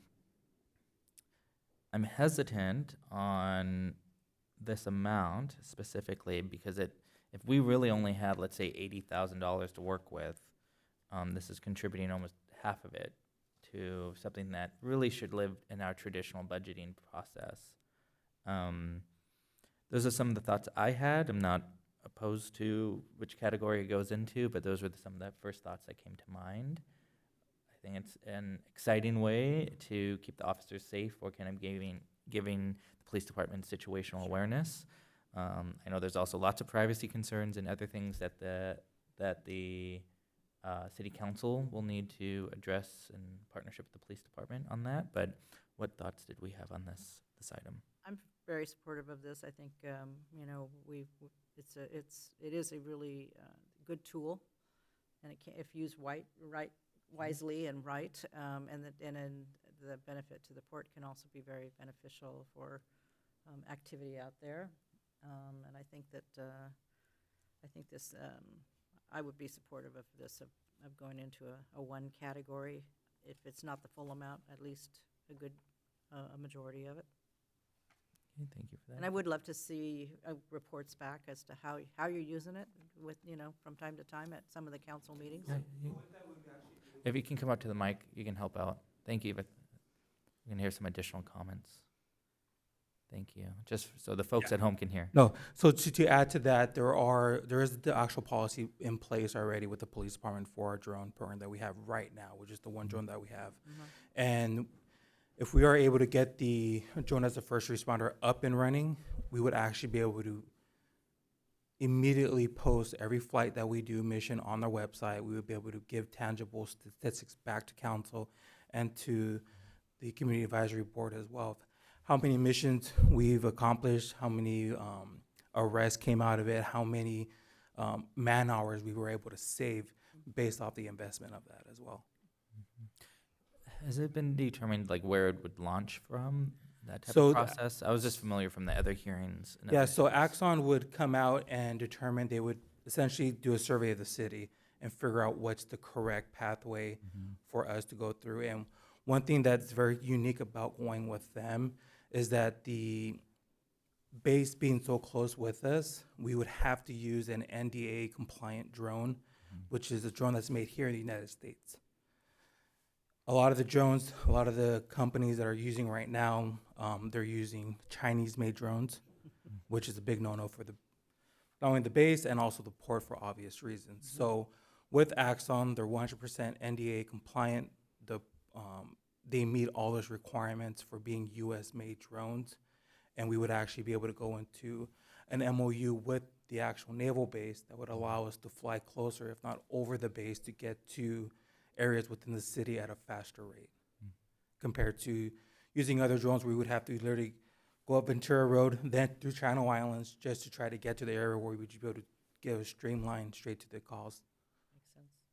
Yeah, thank you for that. Yeah, I was wondering, as somebody who lives on the Channel Islands side, Yeah. sometimes we're like, that's still Port Hueneme over there. So Yeah, yeah, that- that's helpful. Then that's the reason why we chose to kind of get the quote and figure out what the infrastructure would look like with Axon, is because they offer that drone that's compliant within the NDA. We currently have a relationship with them with our body cams and our Correct. tasers, right? Yeah. Yeah. Thank you. Great. Commissioner? No, Okay. no questions. I'm actually okay with, you guys want category one? Okay, and then Commissioner, you said category 1. Yeah. Okay. Thank you. So we'll go ahead and place them there. That is project, project 10, the drone program, in the first category. Okay, we're now going to move to the 11th applicant, which is also REACH. This is the development of a Walk of Freedom program, the street light pole banners for veterans that were Port Hueneme residents. This is what we heard a little bit about earlier. If you want to make any additional comments or remind us on what we're working on here, and then we'll get cooking on the commissioner side. So the first one was just me, and that had just to do with the electrical boxes. This one was Rich Rollins, and he's doing the Sister City thing today, so that's why I'm here for it. So in addition to the electrical boxes, they want to do what's called, I didn't hear whatever he called it in his thing. I've never heard that. It's the banner program, and this is the idea of along the light poles doing a banner for local veterans. Does that mean that they were born here? Did they live here for a certain amount of time? That those parameters have not been determined yet. But like I had said before, from what I can tell, it's about $300 to $350 per banner. And again, we'll just do a few of them, see how people like it, and then move on from there. I also believe he has in that 10,000 is the senior luncheon. This is only 5,000. Oh, Yes. he's only asking for 5,000? Yeah, so we have application 11 and 12. 11 is 5,000 for the Walk of Freedom program. That's the Okay. street banners. That you Okay, see. so he did split them up into different items. Yes. Okay. That's what that is. It's just the banner program. Okay, thank you for All right, that. I'll be back up in a minute. Thank you. Commissioners? Go ahead. Go ahead. Well, so Reach, I like what they do, but I see 3 different applications for them, and they're for 3 different projects. So it's I almost want to ask them what would their top 1 or 2 be, because we've funded some of their stuff in the past, but they're going with the senior holiday donation, the Walk for Freedom, and then there's the other one on the previous page. Yeah, the utility box. Yeah, so that's kind of a lot of different asks, and to me, I'd like to prioritize one that looks like the most important, that would serve them the best, I think. Which one do you think, I guess? my question- So, me personally would think the electrical box is the most important, but I guarantee you Bobby and Rich will say the senior luncheon thing is the more important of the 3. Rich doesn't stop talking about that senior luncheon thing, so I'm just going to assume that's what he was going to say the more important thing is. So I would think of the 3, I can tell you this, the banners would probably be third, the third most important. The other 2 would probably be the more important. Okay, thank you for that. Yeah, I'm inclined to place it at least in the second category, if not the first. The amount of things I heard, and for example, the city of Oxnard recently did it in downtown where they had the banners for recent Oxnard College graduates from the region, and lots of positive feedback. So I think similarly, being able to spotlight our veterans is a good way, and who knows, maybe we partner with the Oxnard College or some other entity to do something similar to like Oxnard's doing. If we end up finding it successful, if we find out our light poles are able to do that even, right? Like, do we have the right light poles for them? So are we comfortable placing this in the second category? Or would you like to see it higher? So I'm familiar with other programs like this as well. Up in Salinas, they have what they call the Hometown Heroes, Mhm. and they line the whole street with veterans, and they have, and I just printed out a picture from one, but they're lovely, and it's in honor of the residents that have served, and it's donated by the community. The community they have an organization, and I would encourage maybe even the VFW to be involved in something like this, because I think we are a very, very robust city with a lot of veterans, right, because of our Navy base here, and I think that something like this could be very stunning, especially for Memorial Day, and in Salinas they put them up for May through July, and you can sponsor a veteran, and they go up once a year for a period of time, and I think that if we could get I think the community could come around this and be involved in it without having, and maybe the citizen CBF could be involved with it down the road to help. But I think I'd love to see it happen, but I think it's something. Well, maybe and I next agree year. with you. I think I think the families would actually, fork it over. Something like the VFW could do Lieutenant Wanting Wood. I mean, that's what our post is named after him, and he was the first Ventura County resident killed in World War II. He was shot down in Italy. So he was in the Army Air, not the Air Force. Actually, our VFW is actually older than the Air Force is. Actually, our VFW is actually older than the city is. But this is named after him, and I don't believe he has any family, but we could fund that ourselves. But I agree with you. I think, again, it's a small amount of money, and it's just like the electrical thing. The electrical boxes, as it moves forward, maybe other organizations will chime in and want to, or other families will chime in and want to fund that. Thank you for that. Yeah, and you know who else has a similar project is Randall Thomas. Right, yeah, we'll get to that in just And I a think moment. that maybe connecting the dots, because he has a similar kind of veterans effort, so maybe you can talk. Yeah, so, We'll get to that in a minute. this project, which we'll go ahead and place in the second category, just want to note, one of the things I thought of when I thought of this application and the previous application having to do with the utility boxes is in the city I grew up in the city of Lompoc, they do mural in a day, right? They pick a wall in the alleyway downtown and they paint it in a weekend. It's not a day. But it started one time, right, through a city art grant, and now it's been running for 35 years. We have 35 murals in that city. It's now the city of arts, flowers, and wine. And it started with a little bit of seed money from the city, and it's gone on. So thank you for that. We'll go ahead and place Project 11, this REACH application. This is the Walk of Freedom program. Is that program thing need city approval too? Or have they already approved that? Yeah, so they would need to still go through the permitting process with the city separately. My understanding is.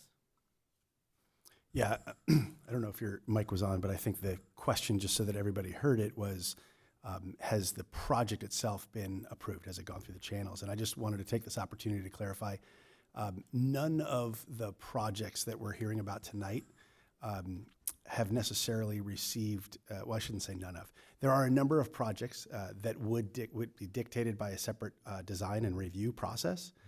Tonight, we're just talking about funding requests for those projects. So anything that would require a special review, for instance, our Heroes, Heritage, and History policy requires that certain things go through memorials and such, go through a design process. That has not been completed at this time. Okay, thank you. Thank you for that. Okay, we commissioners are now going to advance to applicant 12, which is the senior holiday luncheon. I would like to have this placed in the first category. Do you have anything you'd like to add on? I should just get a chair and just sit here. No, it's just that, every year they do the senior luncheon over at the community center, and Rich threw that in there to fund that. That's all it was. So, Yeah. I have a question. And to answer your question, we haven't approached the city about the banner. We have approached the city about the electrical boxes I saw that. yet. So Commissioner, you wanted to add something? Well, no, just for this one itself, why, if it's a community benefit fund, would we go through REACH to donate to the senior? Why wouldn't the city just do it itself? So just a point of clarification, that is a city event. The city does have other costs, a budget for the event. Historically, REACH has subsidized those costs with approximately $2,000 contribution. So the request here from REACH is to support their subsidy to the city. This is not for the entirety of the event. Okay. Wait, let's pause there for a second. Hold on.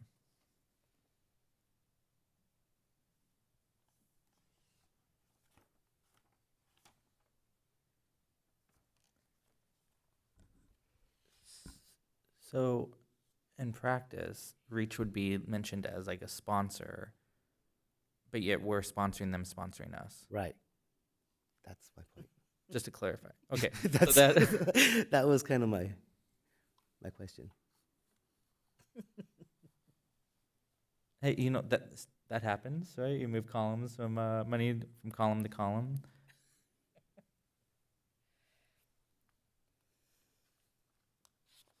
Commissioners, I'm willing to hear you out if you have anything you want to add on this. I would say put that in 3 because I think the council can just give that from the community benefit fund to the program, right? Mhm. Is that allowed rather than, because REACH already has 3 other different asks. I just, to give them 4 different ones, and then one that we could just give to the cities directly or to that. I would put hold on it. I mean, I think it's nice. It's only $2,000, but I mean, can some community members just donate the $2,000? Some more wealthy seniors, perhaps? You know what I No, mean? I mean, I'm fine funding it, Kinda and it can it's come out of the funny- community funny benefit kind of fund. going around, it's kind of like funding Yeah, yourself, it you doesn't know? make sense. Yeah, I mean, And we are funding the, again, with REACH, the other bigger project, I'm so. supportive of funding it, commissioners. I think it's just a matter of, are we just funding ourselves? Exactly. Yeah, that's the awkward part of it. And, Okay, and let's- it's a second What's our REACH thoughts project. on putting it on group 3, but just adding the note that, that we had questions about how the process would be? It's not necessarily reflective of the event, it's a reflective of, Right. are we funding ourselves? Full Sounds, circle. yeah, we're talking about cutting red tape, I don't know. Yeah. Okay, so let's do project 12. The REACH project. The REACH request, rather, for senior holiday luncheon. And just that that's reflective of we have hesitation around funding ourselves in this manner, but not funding the event. The event, Yeah, we're that's fine. supportive of. So you have it under category 3, right? Yes. Okay. Okay, we're now going to advance to the next project. This is project 13. This is an application from Randall Thomas. I know that applicant's not in the room, commissioners. The title of this project, the proposal is to develop Veterans of Port Hueneme Heroes Walkway and use the funds for materials, printing, 3D modeling, and presentation materials. The requested amount is $15,000. What are our thoughts, commissioners? I think this goes back, I like the idea. I think it goes back to that whole, whether it's banners or walkways or veterans recognition, and maybe our community can collaborate a little bit more, and whether it's the VFW or the Navy or whomever, what other organizations, or REACH even, coming together to create some type of a program that does some sort of recognition for our veterans here in our city. I would put it on hold until we figure out how that all comes together, because I think together they're stronger and kind of probably come up with a much more dynamic plan. Commissioner? My thoughts, I appreciate the veterans in our city and everywhere, actually, but it's kind of vague, so I don't know what this thing is. So maybe we can put it like in a 2, maybe 3 until we got more information, because I don't know what it is. Thank you, Commissioner. I would propose putting in 3. Yeah. Because I think it needs, I would like to see collaboration. One of the things I'd mentioned several years ago was, and perhaps this is something for us to consider in the future of these items, is if it's an individual applicant, that they should be coming in with a community org. So if this was coming in with the VFW, for example, with REACH, I'm just hesitant to fund an individual Understood. to do a project. I think it's just stronger impact if we have an organization. So with those, I'm happy to put it in group 3 if everybody else is comfortable. Yeah. Agree. Thank you, commissioners. So project 13 is being placed in group 3. And I will go over these groups once we reach where we're going here, y'all. Okay, so now on request applicant number 14, this is Hueneme Sister Cities. This is a request for $4,000 for music and literature events at Hueneme Beach, and the applicant is Bobby Martinez. I'm sorry, he submitted the application on behalf of Hueneme Sister Cities. The applicant is not here. Commissioners, any thoughts on this item? Or this application, I should say.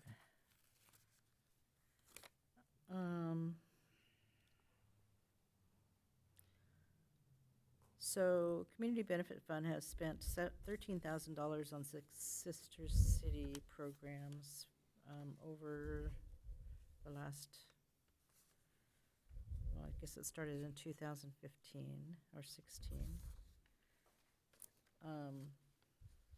And I believe the city helped set up the nonprofit status too. I like the idea of the sister city. I just wonder, this again, it's one of those, we've done this project, we've been funding the sister city program so that they can get out and stand on their own, and I just curious as to where that stands right now. I don't know. How much are they asking for? 4,000? Yes, $4,000 is the amount of the request. Suzanne? But this is an event on April 2025. Okay. Dia del Niño. We're in April 2025 right now. How is that possible? The Day of the Child. May I go ahead and say something on it? Just my opinion? Go ahead, Commissioner. Okay, given the history of the sister city, that I know in the community, there's been a lot of flack or pushback, or just the optics of how it looked and the money that was being spent. When it was city council going to the, to visit them and then come here, it seemed like it only benefited the council members that went to it. I think that's a lot of the opinion that I got out in the public. And for this event, it's outside of the visiting people, who does it benefit in the city? The counterparts that are coming from the other city. So to me, I think that belongs in a category 3 because I don't see the big impact on a lot more people than just the ones that are involved in it. I put it in a 3 also.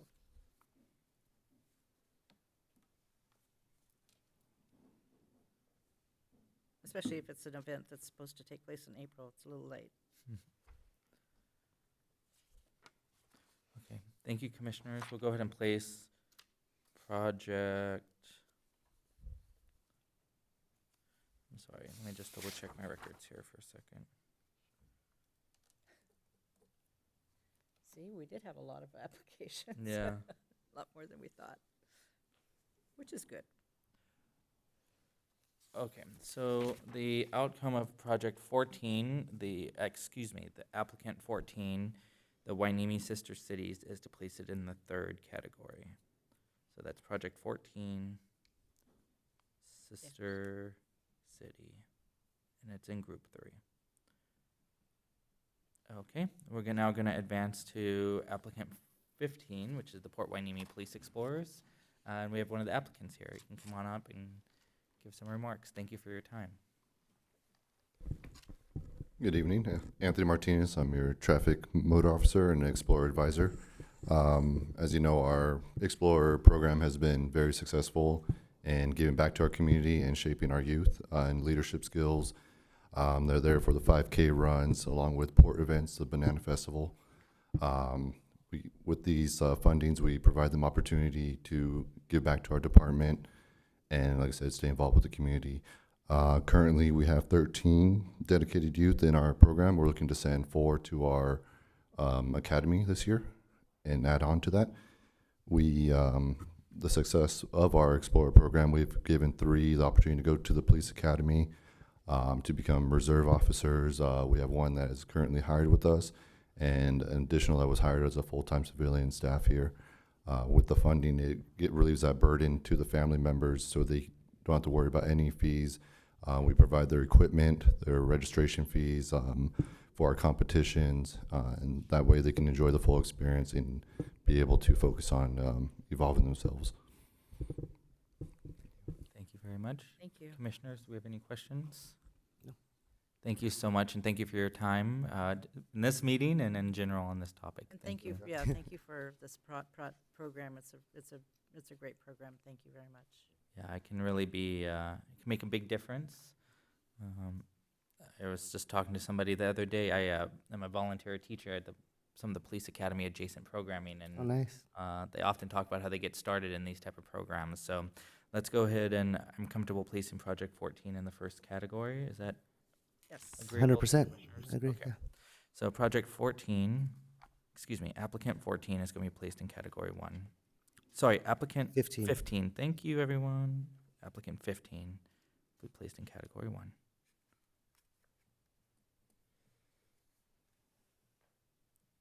Okay, we're now going to move to applicant 16. This is Pacifica High School, the recycling club. Is there anyone associated with that applicant here. I don't see them. Commissioners, what are our thoughts about this application? 3. I was gonna say 3 as well. I'm kind of biased to Wainimi High School because it serves our part of town mostly. So I don't know. I just think that it's farther away for Oxnard. Okay, I'm comfortable placing applicant 16 in category 3.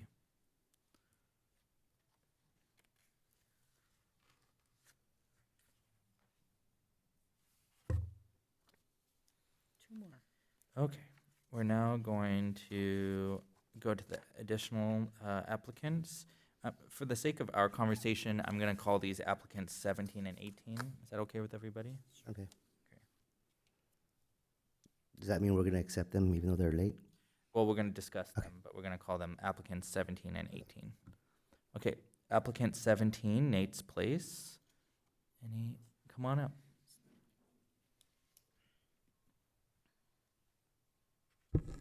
Hello. Thank you Welcome. for having me. Do you want to say anything before I go No, you're welcome to make remarks. Okay. First of all, my name is Ron Carew. I am a board member of Nate's Place. Anybody familiar with us? Yeah. Yes. Yeah. Okay, cool.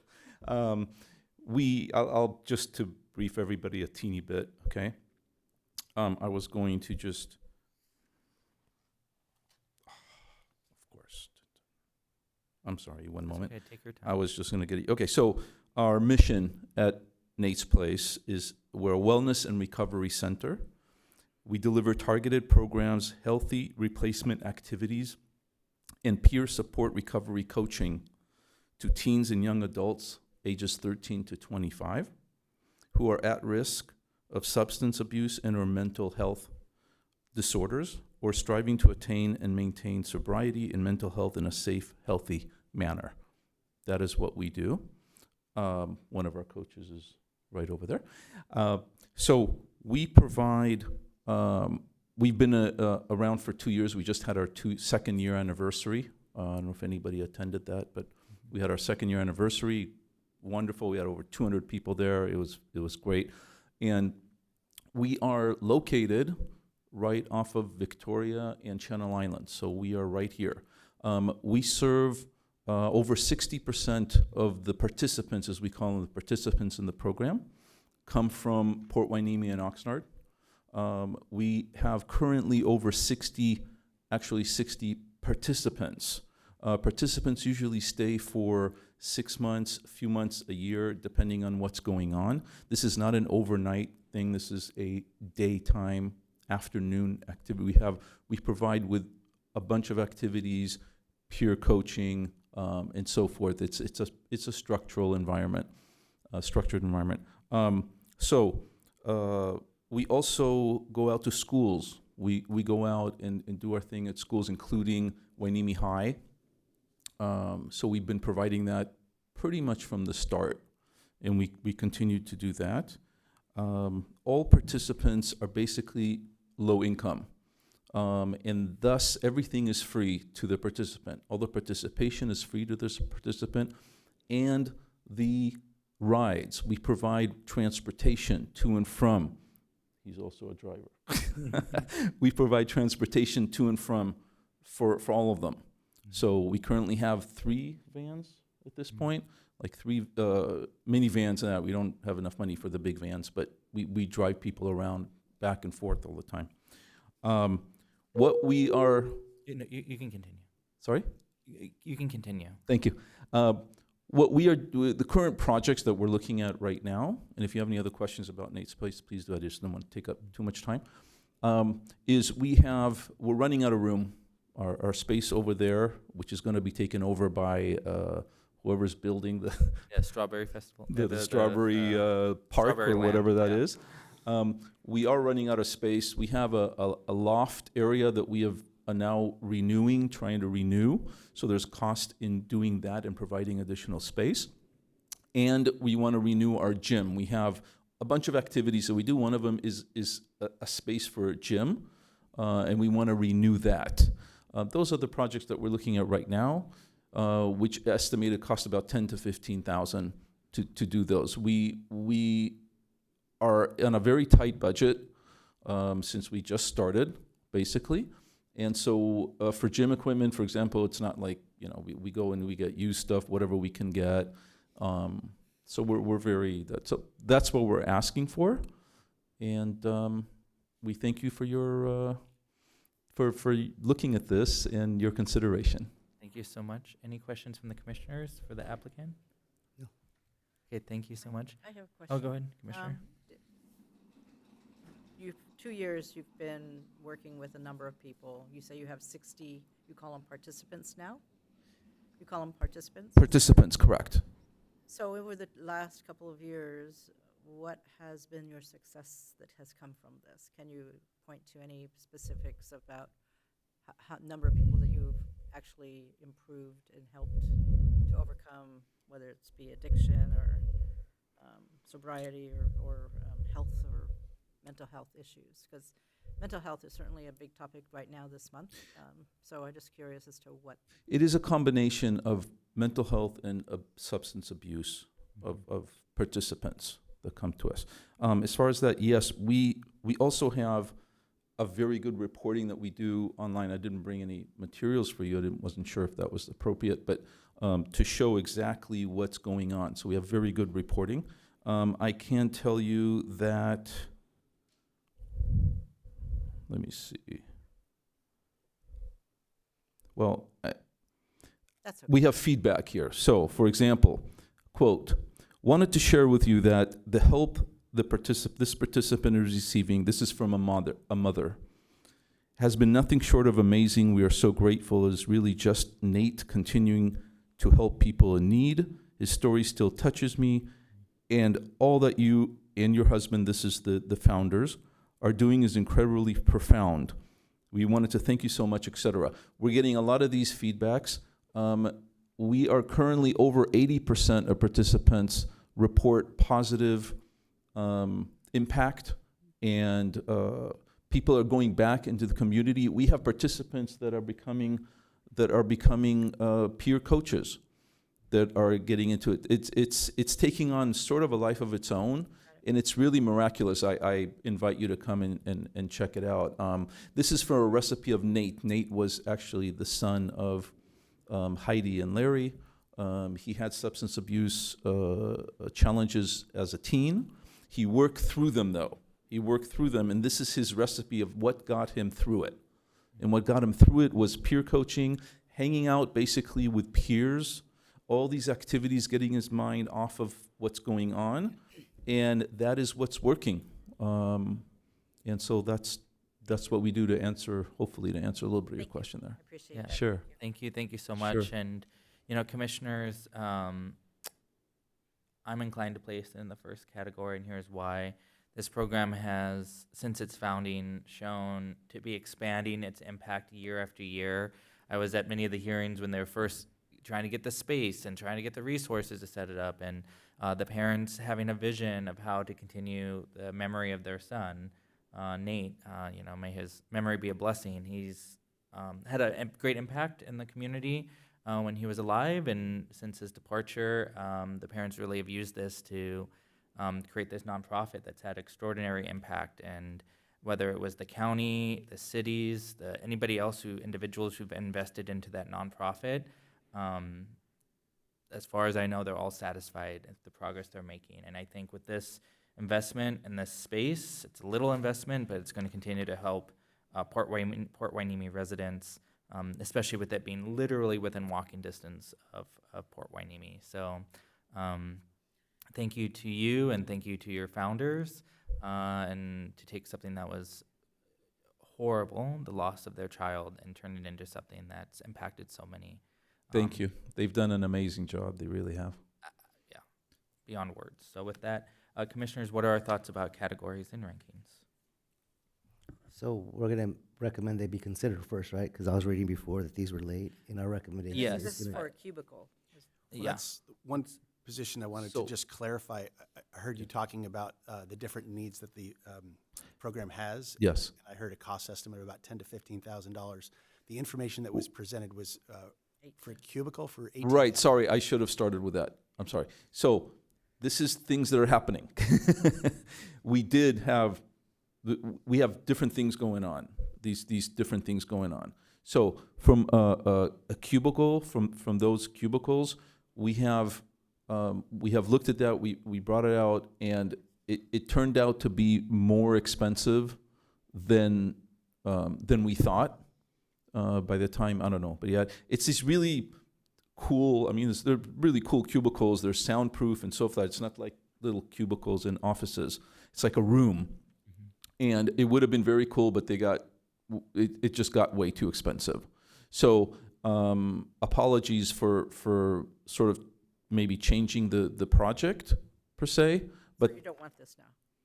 well, it's gonna look different. so right now we had to put it on the back burner because we just don't have enough funds to go that route, and we went for the attic. So now we're expanding that space. That's why we're expanding that space and redoing another loft area instead of getting those. Does that make sense? It's room. We need more space. We need more room to have. So what are you asking for financially? So it's going to cost about 10 to 15,000. That is the request, and that is what it was for. Okay, got it. Thank you. Sure. Thank you. Sorry for the confusion there. Confusion, yeah. I do have one question, Sure. if I can. I know where you guys are located, right next to that Spud Nuts, right? Yes. Too Um, close to the Dude, spud I nuts. love that place. Is that part of that building going to be like demolished with the City of Oxnard's remodel of the harbor? So the Yes. money you're asking for, you'll be able to take the equipment with you if you guys have to relocate? Absolutely. Okay. That was Yes. the question. Yes. Absolutely. Okay, thank you. Okay, thank you. Commissioners, where would we like to place this? Go with the one. I'll go with the one. Okay. Thank you very So- much. Thank you. So for project 17, Nate's Place would be a 1. Okay. Now to project 18, this is the United Water Conservation District application. Commissioners, what are our thoughts on this application? 3. Yeah, I 3. yeah, I would agree. And here's one thought I had is grant making is great, and I know that the port at the previous meetings have talked about expanding the shared port of Wainimi and the city's grant making capacity, and I would want them to prioritize that over external agencies. So I agree with placing applicant 18 into the 3rd category.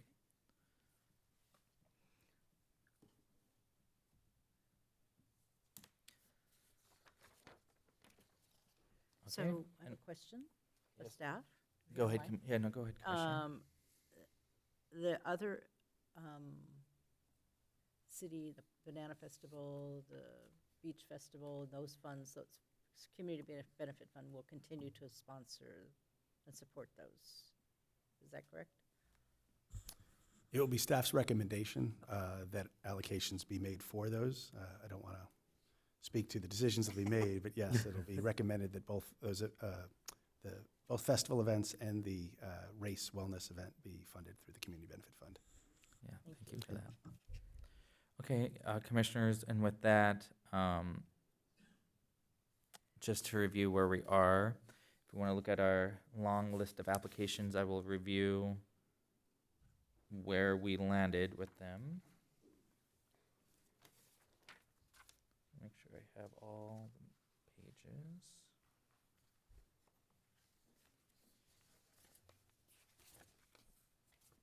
I promise I have all the pages. It's just a matter of finding where they went. So we're just going to summarize what's in what category, correct? Yeah. Thank you.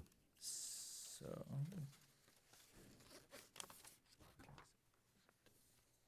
Okay. So in the first category, we have Project 1.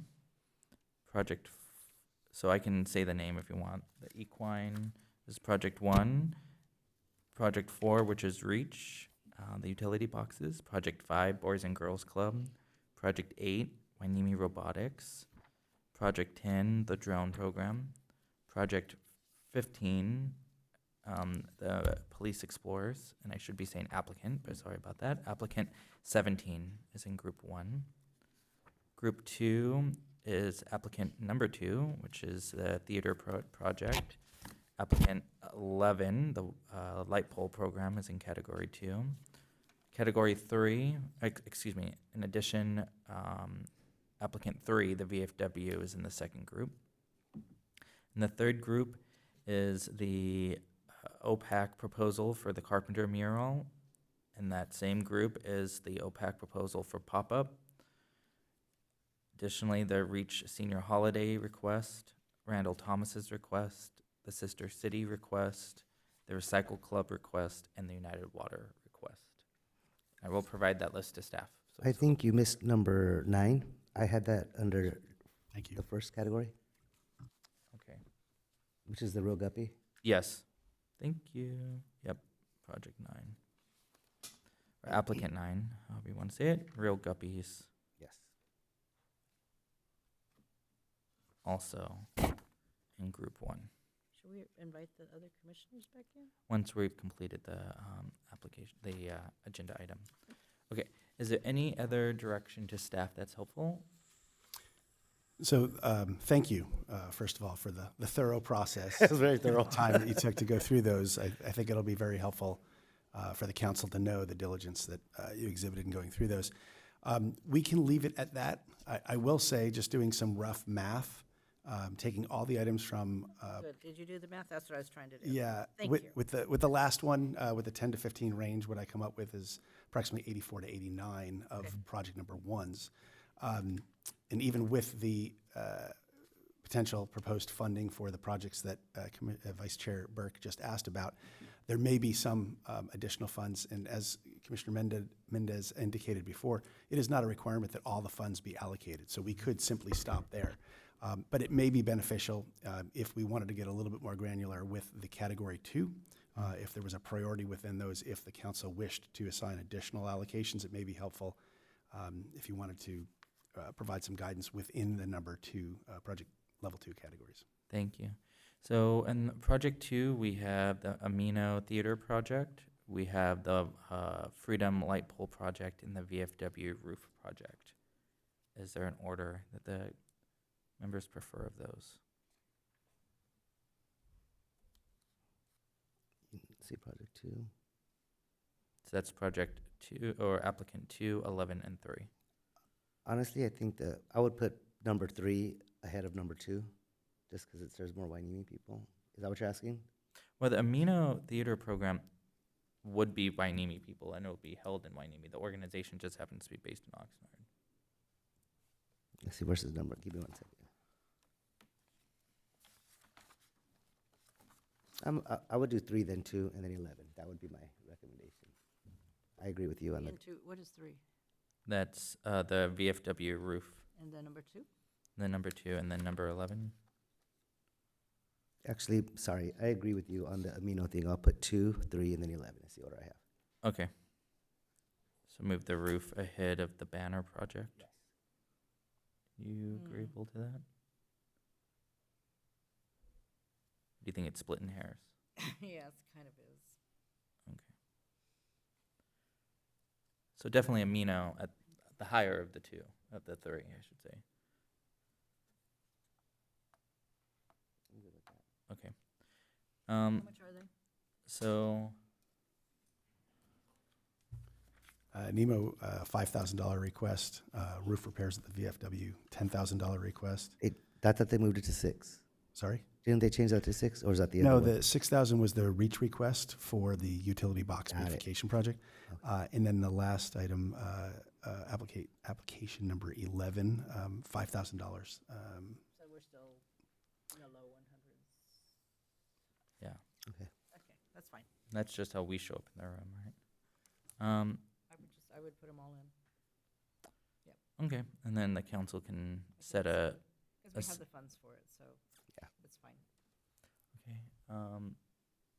Anything Spare else that would what? be helpful? You still need some that. Okay. Motion to approve. Okay. A motion. Let me find my To script. approve See all what's of them going for on ones here. and then number 2s. Where we started about 6 hours ago. No. Hey, I was at a council meeting the other night that went till 4 a.m. I It was know. legendary. Oh, that's fun. Sounds like Congress. Okay. Does a commissioner have a recommendation to be made at this time? A motion, I would like to, and I will provide these lovely notes, a motion to accept our groupings of these projects as recommendations to the city council for prioritization of the applicants. So moved. All those in favor? Aye. All opposed? Hearing none, motion passes unanimously. I am in favor. Okay, we can invite, now since this item has concluded, let's go ahead and take about a minute rest here. And we can invite in the other commissioners. Thank you, everyone.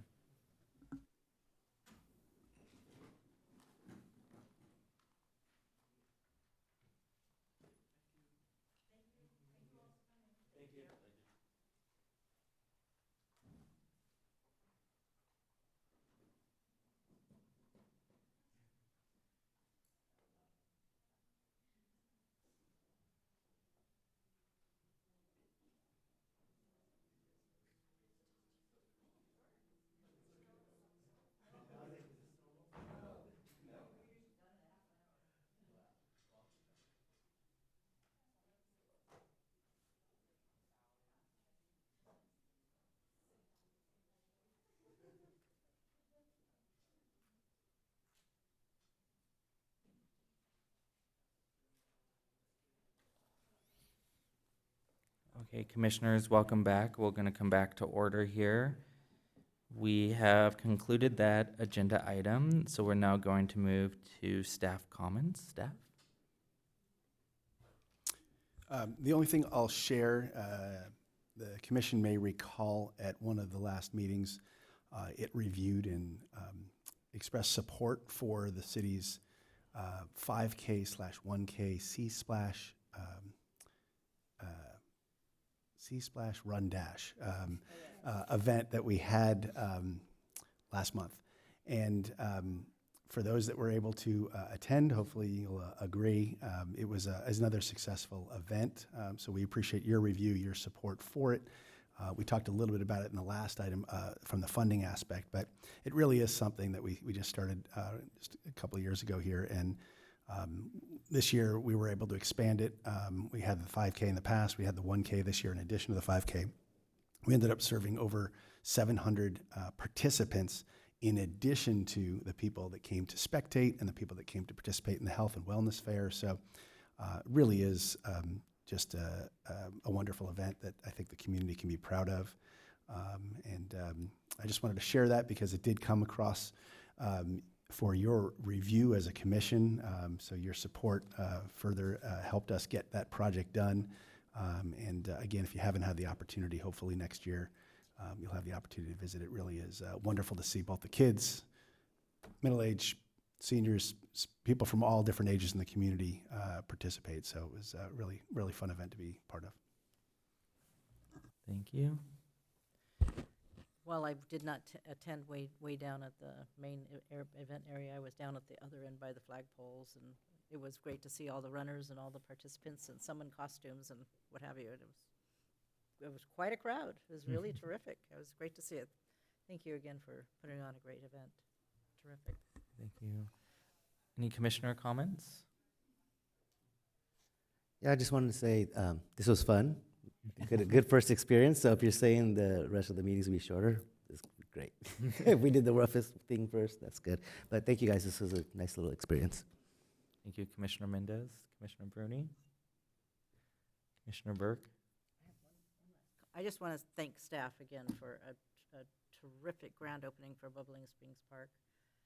It's an amazing addition, renovation to our community. It's something to be very proud of. It was all the kids. It was wonderful to see all the children with the Little League and what have you, and the excitement. It's stunning. It's really the best park in Ventura County, I think, and I think that our community is going to really enjoy using it, and you guys did a wonderful job making it very special for our city. Thank you. Thank you for acknowledging that. I'll just add for your edification and any members of the public that may be watching. So the park is open. There are a couple of final touches that we're finishing the playground and the multipurpose field, which we anticipate will be primarily used for soccer, is being finalized. So those features are not yet open. But the park, the walkways, the dog park, the ball fields, the picnic areas, exercise stations around the park are all open. We're pretty proud of the project that it is. And yes, the Little League had an opening ceremony just this past weekend.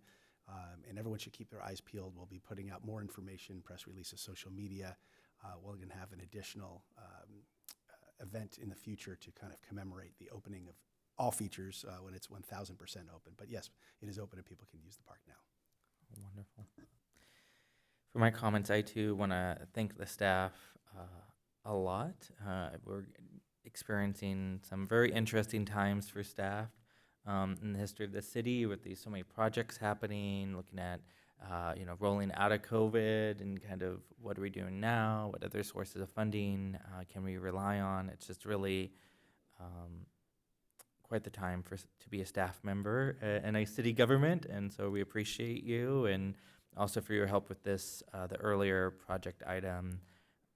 It's a new process, in some ways more work on staff than it was done in before, more work than it was before in some ways, but that's sometimes transparency is work, right? So I also want to thank you all for your help with this scholarship program I know is underway, and partnership with the port as well, so that's fantastic. Finally, I just want to wish everybody wonderful holidays between now and our next meeting. We don't meet again until July, so enjoy June. It's Pride Month. It's Juneteenth. There's other things happening once we reach that date, and between now and then, enjoy the additional holidays where we can. Post them online, what the city's doing. It's great work. So with that, the next Citizen Advisory Commission regular quarterly meeting is scheduled for Monday, July 14th, 2025 at 4 p.m. The meeting is now adjourned at 6 o'clock. Thank you, everyone.